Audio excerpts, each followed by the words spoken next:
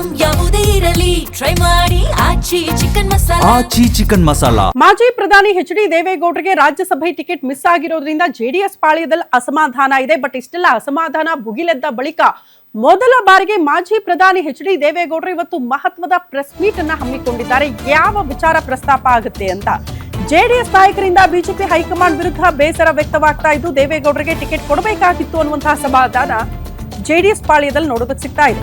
ಕಾಂಗ್ರೆಸ್ನಿಂದಲೂ ದೇವೇಗೌಡರಿಗೆ ಅಪಮಾನ ಅನ್ನುವಂತಹ ಟೀಕೆ ಇದೆ.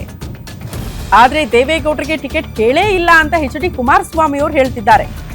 ಇವತ್ತು ಮಹತ್ವದ ಸುದ್ದಿಗೋಷ್ಠಿಯನ್ನ ಕರೆದಿದ್ದಾರೆ ಮಾಜಿ ಪ್ರಧಾನಿ ಎಚ್.ಡಿ. ದೇವೇಗೌಡರು. ಜೆಪಿ ಭವನದಲ್ಲಿ ಬೆಳಿಗ್ಗೆ 11 ಗಂಟೆಗೆ ದೇವೇಗೌಡರಿಂದ ಸುದ್ದಿಗೋಷ್ಠಿ ಆಗುತ್ತೆ.